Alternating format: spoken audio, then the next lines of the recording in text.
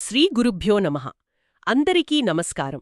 Telugu homeopathy గురుకులానికి స్వాగతం. ఈరోజు మనం లెవెల్ 2 కోర్ కాన్సెప్ట్స్ అండ్ ఆర్గనాన్లో episode 43 part 1 preparation of medicines philosophy గురించి లోతుగా అధ్యయనం చేయబోతున్నాం. అవును, ఈరోజు సెషన్ చాలా ఇంట్రెస్టింగ్గా ఉండబోతోంది. మునుపటి ఎపిసోడ్ 42లో మనం ముఖ్యంగా ఇండివిజువల్ రెమెడీ చాయిస్ అంటే ఒక వ్యక్తికి సరిపోయే మందును ఎలా ఎంచుకోవాలి అనే దాని గురించి మాట్లాడుకున్నాం. కరెక్ట్. అలాగే టోటాలిటీ గురించి ఇంకా క్యారెక్టరిస్టిక్ సిమ్టమ్స్ గురించి కూడా చాలా డీటెయిల్డ్గా తెలుసుకున్నాం కదా. ఎగ్జాక్ట్లీ. అవన్నీ తెలుసుకున్నాక సహజంగానే మనకొక అతిపెద్ద ప్రశ్నొస్తుంది. సరైన మందు ఎంచుకున్న తర్వాత అసలా మందు ఎలా పనిచేస్తుంది అన్నది ఆ ప్రశ్న. అవునవును. ఈరోజు మన ఫోకస్ కూడా అదే. మందు తయారీ వెనుక ఉన్న తత్వమేమిటి, అంటే ఆ ఫిలాసఫీ ఏమిటి అన్నది మనం తెలుసుకోబోతున్నాం. నిజమే. ముఖ్యంగా ఈరోజు మనం ప్రిపరేషన్ ఆఫ్ మెడిసిన్స్ ఫిలాసఫీని లోతుగా విశ్లేషిద్దాం. ఇందులో మందుల డైనమిక్ నేచర్, పొటెన్సైజేషన్ అనే కాన్సెప్ట్, అలాగే మెటీరియల్ వర్సెస్ డైనమిక్ యాక్షన్ అంటే ఏమిటి అన్న విషయాలను చాలా క్లియర్గా తెలుసుకుందాం. వావ్, వినడానికే చాలా ఆసక్తికరంగా ఉంది. హోమియోపతిలో మందుల తయారీ గురించి ఆలోచించినప్పుడు నాకైతే చాలా ఆశ్చర్యం కలుగుతుంది. ఎందుకంటే ఒక సాధారణ మందుల ఇది కేవలం ఒక రసాయనం, అంటే ఒక కెమికల్ కాదు కదా. అవును, అదొక ప్యూర్ డైనమిక్ ఎనర్జీ అని చెప్పాలి. మనమిక్కడ ఒక విషయం గమనించాలి. ప్రకృతిలో దొరికే ఒక క్రూడ్ పదార్థం అంటే ముడి రూపంలో ఉన్న ఏదైనా సబ్స్టెన్స్ తీసుకుంటే అది ఒక్కోసారి ప్రాణాంతకమైన విషం కూడా కావచ్చు. అంటే నేరుగా తీసుకుంటే టాక్సిక్ అన్నమాట. కరెక్ట్.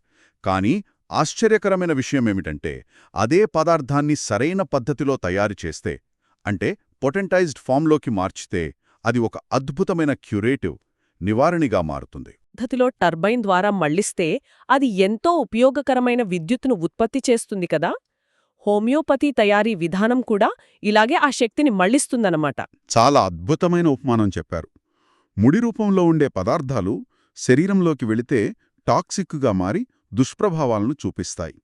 కానీ దాన్ని పొటెన్షియైజ్డ్ ఫామ్లోకి మార్చినప్పుడు ఆ పదార్థంలోని హానికరమైన భౌతిక లక్షణాలు పూర్తిగా తొలగిపోతాయి.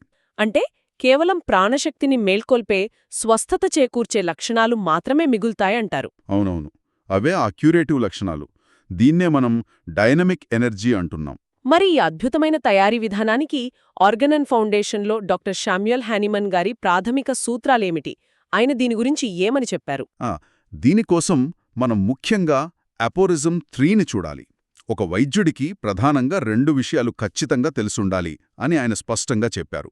అందులో మొదటిది, రోగిలో నయం చేయాల్సిందేమిటి అంటే what is to be cured. దీన్నే మనం డిసీజ్ అంటాము. రైట్, వ్యాధి గురించి పూర్తి అవగాహన ఉండాలి. మరి రెండవది మందులలో స్వస్థత చేకూర్చే శక్తి ఏది అంటే what is curative in medicines. ఇక్కడే హానిమాన్ గారు ఒక గొప్ప సత్యాన్ని చెప్పారు. మందులలోని ఆ నివారణ శక్తి భౌతికమైనది కాదని ఆయన వివరించారు. ఓహో, అంటే కెమికల్గా పనిచేసేది కాదన్నమాట. అపోరిజం 269 కూడా దీని గురించే మాట్లాడుతుందా? కరెక్ట్. అపోరిజం 3 ఇచ్చిన ఆధారంతోనే మందులను పొటెన్సైజేషన్ అనే డైనమిక్ ప్రాసెస్ ద్వారా తయారు చేస్తారని అపోరిజం 269 వివరిస్తోంది. ఆ శక్తీకరణ ప్రక్రియ ద్వారానే ఆ క్యూరేటివ్ పవర్ బయటకొస్తుంది. ఇది వింటుంటే అనిపిస్తోంది అంటే డాక్టర్ హానిమాన్ కేవలం వ్యాధిని చంపే ఆయుధాలను తయారు చేయలేదు.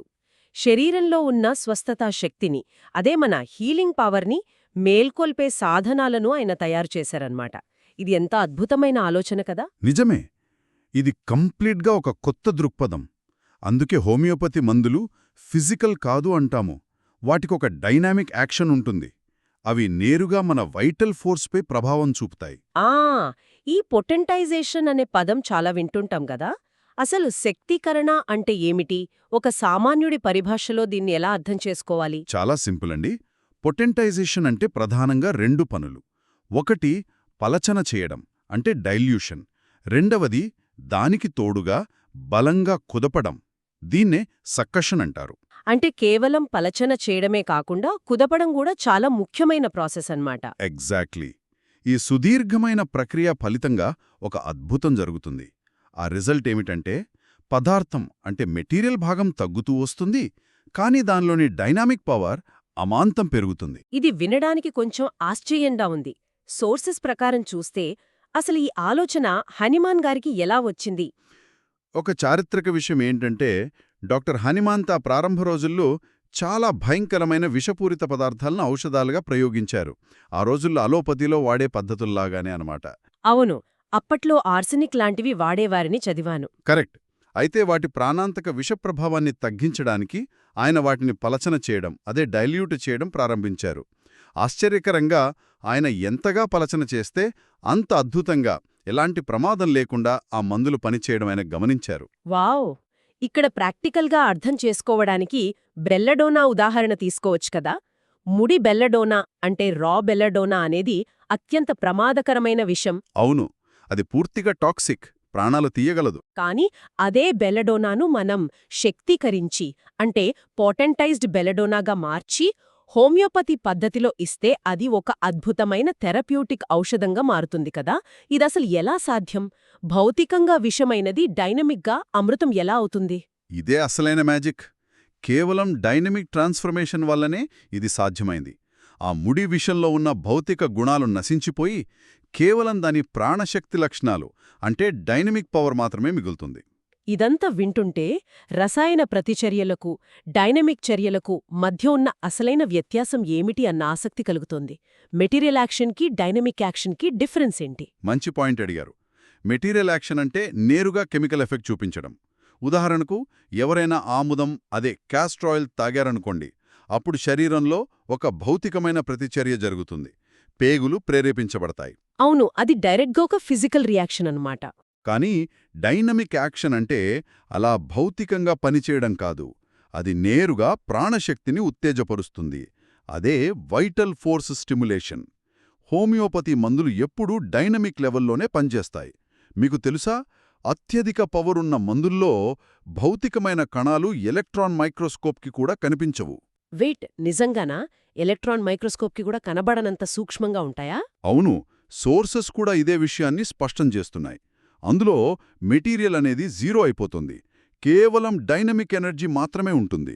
ఇది విన్నాక ఒక విషయం అర్థమవుతోంది. ఆధునిక ప్రపంచంలో రసాయనాలతో నిండిపోయిన వైద్యం వాడి ఎక్కడ సైడ్ ఎఫెక్ట్స్ వస్తాయో అని భయపడేవారికి ఈ విషయం తెలియాలి.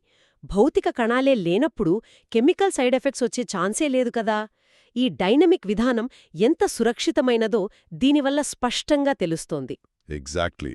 అందుకే హోమియోపతి మెడిసిన్ అనేది నేరుగా వైటల్ ఫోర్స్ పైన పనిచేస్తుంది అంటాము. మందు లోపలికి వెళ్లగానే మన వైటల్ ఫోర్స్ ప్రతిస్పందిస్తుంది. అంటే మన శరీరంలోని ఆ హీలింగ్ సిస్టమ్ యాక్టివేట్ అవుతుందన్నమాట. కరెక్ట్. అలా యాక్టివేట్ అయినప్పుడు శరీరంలో ఉన్న వ్యాధి లక్షణాలు అంటే సిమ్టమ్స్ దానంతట అవే తగ్గిపోతాయి. మందు డైరెక్ట్గా క్రిములతో ఫైట్ చేయదు, మన సిస్టమ్ని స్ట్రాంగ్ చేస్తుంది. ఇది చాలా లాజికల్గా ఉంది. అయితే ఇక్కడ సమాజంలో ఉన్న ఒక అతిపెద్ద అపోహ గురించి ఖచ్చితంగా మాట్లాడాలి. సాధారణంగా అందరూ ఏమనుకుంటారంటే డైల్యూషన్ అంటే పల్చన చేయడం, మరి పల్చన చేస్తే ఔషధం ఎఫెక్ట్ కూడా తగ్గిపోతుంది కదా అని అంటారు. అవును, ఇది చాలా కామన్ మిస్అండర్స్టాండింగ్. భౌతిక రసాయన శాస్త్రం ప్రకారం చూస్తే ఒక కెమికల్ని పలచన చేస్తే దాని బలం తగ్గుతుంది. కానీ హోమియోపతి సూత్రాల ప్రకారం ఇది పూర్తిలా తప్పు. అంటే ఆ లాజిక్ ఇక్కడ వర్తించదు అంటారు? అవును, ఎందుకంటే మనమిక్కడ కేవలం నీళ్లలో కలుపుతూ లేదు కదా, సక్కషన్ కూడా చేస్తున్నాం. హోమియోపతిలో పొటెన్సీ పెరుగుతున్న కొద్దీ ఔషధ శక్తి అమాంతం పెరుగుతుంది. అంటే పొటెన్సీ పెరిగితే పవర్ కూడా పెరుగుతుందన్నమాట. ఓహో, అంటే పల్చన అవుతున్నా పవర్ పెరుగుతుందా? కరెక్ట్. దీన్ని ఒక శక్తి విడుదల ప్రక్రియగా, ఒక ఎనర్జీ రిలీజ్ ప్రాసెస్గా మనం అర్థం చేసుకోవాలి. అయితే ఈ ఫిలాసఫీ అంతా వినడానికి బాగుంది కానీ ప్రాక్టికల్గా ఒక హోమియోపతి డాక్టర్కి ఇది ఎందుకు అంత ముఖ్యం? క్లినికల్గా దీని ప్రాముఖ్యత ఏమిటి? ఇది చాలా ఇంపార్టెంట్ క్వశ్చన్. క్లినికల్గా ఈ నాలెడ్జ్ ఎందుకు ముఖ్యమంటే రోగికి సరియైన పొటెన్సీ ఎంపిక చేయడానికి, అంటే కరెక్ట్ పొటెన్సీ సెలెక్షన్కి ఇది బేస్. రైట్, ఏ పవర్ ఇవ్వాలి అన్నది డిసైడ్ చేయడానికి. అవును. అలాగే ఎప్పుడు మందును రిపీట్ చేయాలో తెలుసుకోవడానికి, అంటే కరెక్ట్ రెపిటేషన్, మరియు సరైన ఫాలోఅప్ ఎలా ఇవ్వాలో తెలుసుకోవడానికి ఈ తత్వం అర్థం చేసుకోవడం అత్యవసరం. అంటే కేవలం మందు పేరు తెలిస్తే సరిపోదు, దాని వెనుక ఉన్న డైనమిక్ శక్తి ఎలా పనిచేస్తుందో తెలిస్తేనే వైద్యం సఫలమవుతుందన్నమాట. ఎగ్జాక్ట్లీ. ఈ ప్రిపరేషన్ ఫిలాసఫీ అర్థమైతే వైద్యుల్లో క్లినికల్ కాన్ఫిడెన్స్ అనేది అమాంతం పెరుగుతుంది.